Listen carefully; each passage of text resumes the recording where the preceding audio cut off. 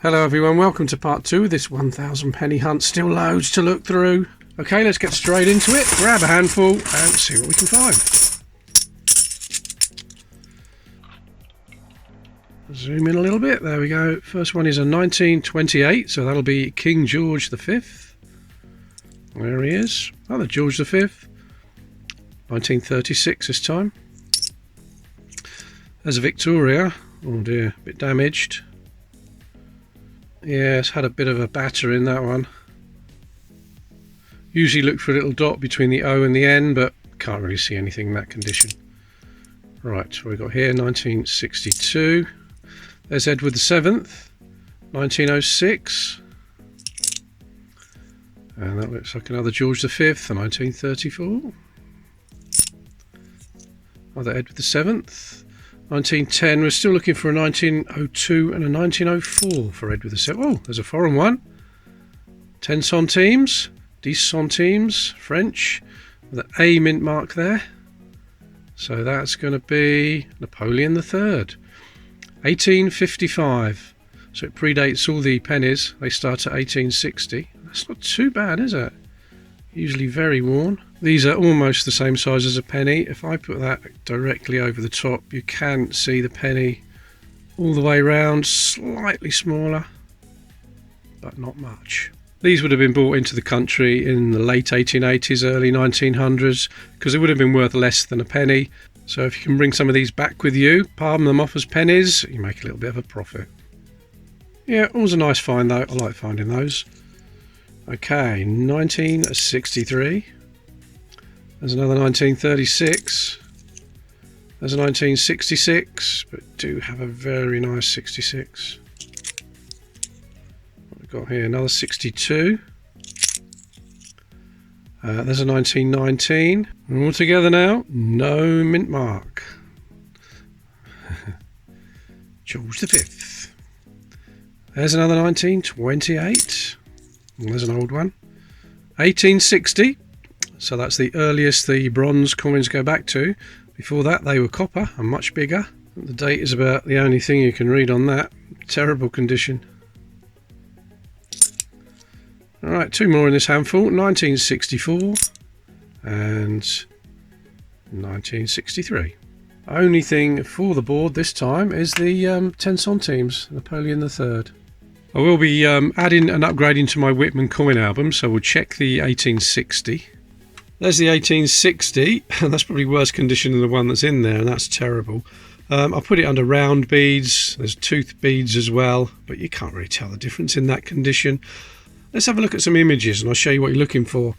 This one is round beads. You can clearly see it on that condition. You need uncirculated condition ones to be able to see it really. Tooth beads, there's an 1860 tooth beads. Clearly see the difference. Round beads, tooth beads. Okay, the other one here says LCY on obverse. And again, you need an almost uncirculated coin to be able to see that. But here's one, an image of one. And if I zoom in, right down there, you can see LCY under the bust. Just about visible. Even in uncirculated condition, it's not that clear. Now the 1861 just says plain. What they mean by plain I don't know, because Freeman's catalogue lists at least 20 different versions of the 1861, different varieties, unless it just means without LCY on the obverse. And on reverse E, that Freeman's called reverse E of the 1860, you can even get LCW on the reverse, just down there by Britannia's feet. There we go. LCW Leonard Charles Wyon, Royal Mint Engraver, 1826 to 1891. One more look at Leonard's signature, this time on an 1861, and if we go down to the bottom left you can see LCW under the shield. And Freeman's call this one reverse D. So if you've got an 1860 or an 1861 in amazing condition, you might be able to spot LCY. Otherwise, you've got no chance really. And you can actually see, on the one I've found, it's got round beads. Very unusual to be able to see in this condition. They didn't get worn away around the date area for some reason. I won't swap it though, I'll put it on the board. In these hunts, everything I put down on these boards here, I'll give away. All you've got to do is comment on the videos. This is video part 2. It's usually about 8 or 9 videos. Then at the end, I'll pick a video at random. Then I'll pick a comment from that video using the YouTube random comment picker, and that comment will win everything down here. Now, I've received email from some people saying it won't let me comment. And it usually turns out it's because they've not got a YouTube account. You need to have a YouTube account before you can comment. So simple, it's absolutely free. All you do is click on sign in up there, come down here, it says create an account, and then you just follow the instructions. Simple as that, absolutely free. And then you have to come back, subscribe to Coin Patrol, and that's absolutely free as well. Before I forget, I'll put that 1860 down there. Let's carry on.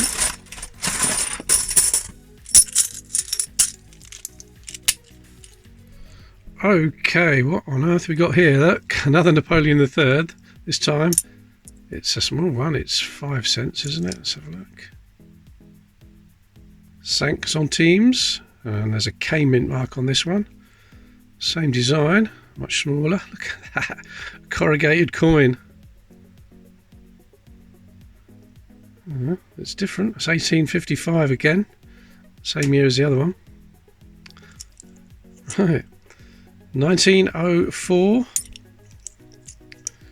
We got here 1962, 1901. We're still looking for an 1898 Victoria Veil head and an 1895, and there's a battered 1913. 64, 62, 35, 1964. 1900, 1938, and there's another 66, 1928 again, 1920. Now you see there's a very small gap between the A, the colon and the B, so that is the common one. If there was quite a big gap between the A and the colon and the B, you're probably looking at an extremely rare coin. And as usual, that's a common one. There's a 1912, and that's got a mint mark on it. Let's just have a look there first. 1912 with the H mint mark. H for Heaton in Birmingham, so this would have been made there at the Heaton Works in Birmingham and not the Royal Mint in London. There's a 1917, very tatty. Last one in this handful. There's another 1912 and another H mint mark. 2 in the same handful. Which one's best though? This one, I think.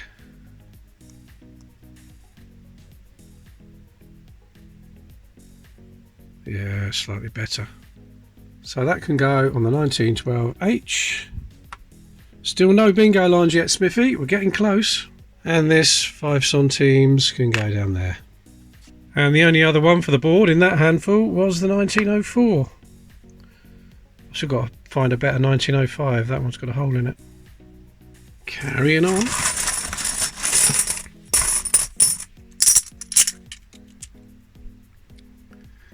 And there he is, George V, 1913. And again, 1921. That's not bad condition for a 1921. It's definitely an upgrade for the board. And we got a 1944. A little bit of grubbiness around the date. I think that's going to go in the dirty mug. There we go. Right, 1928, George V. There's another 1921. Not so good, that one. 1938, George VI. There's an Irish one. What we got there? Oh, 1935, so that's one of the older ones. Hen and Chicks. Not bad for 1935. Right, it's a bit of a dirty one there. 1935.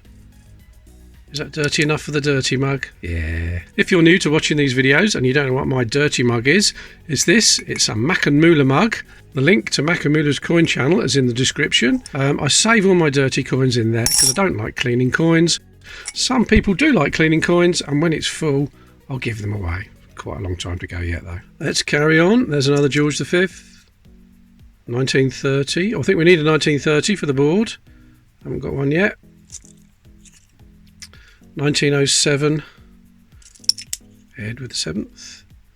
There's a 1946. Now, for the 1946, you want to look up by the E in the word 1, and if there's a little dash after it, that's what you're looking for. Let me go and get one and show you what I mean. There we are. The one I found is underneath, and you can see on this one there's a little dash after the letter E,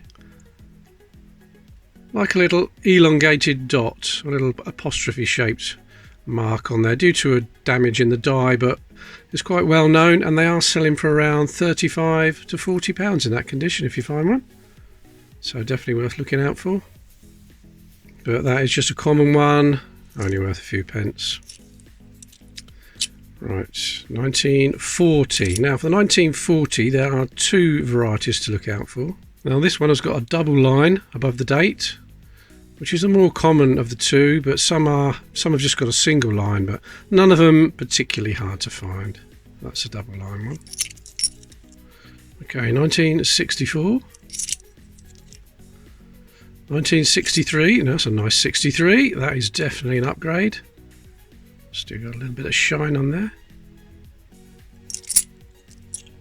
1929. Do we need a 29? I think we do. I'll look in a minute. 65. There's another 1912 with an H mint mark, but it's not as good as the others. Not as good as the other ones. 1963. And last one here is another 63. There's a few for the board this time. We've got a 1946.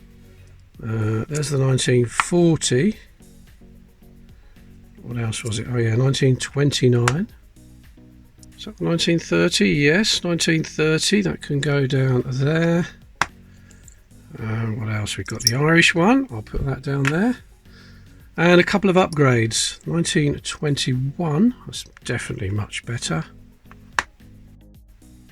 And we'll get rid of that grubby 63 and replace it with that one. Much better.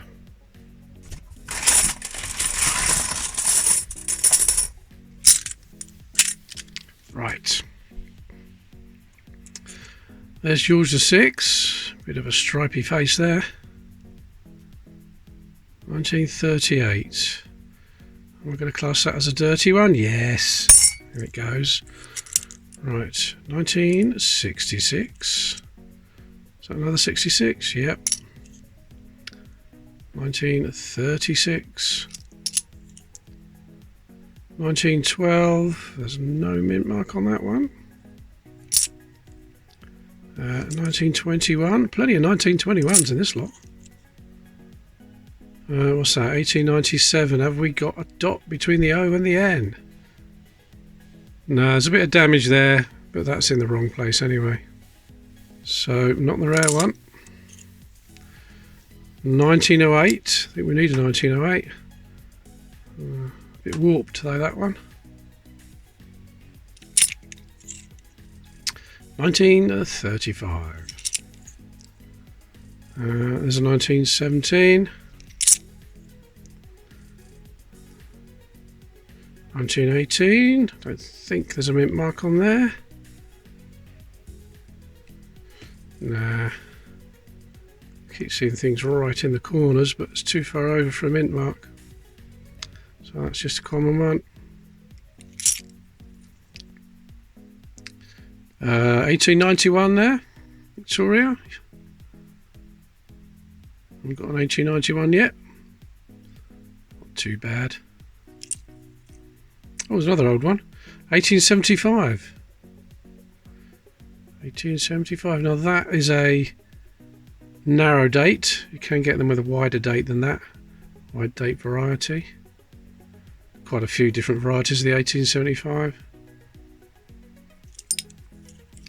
George V. 1913, yet again.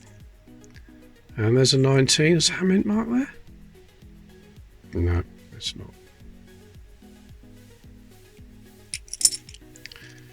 1944, George the VI. 65. Oh, another old one. So 1862. Yep, 1862. Not the best condition, but at least you can see the date on it.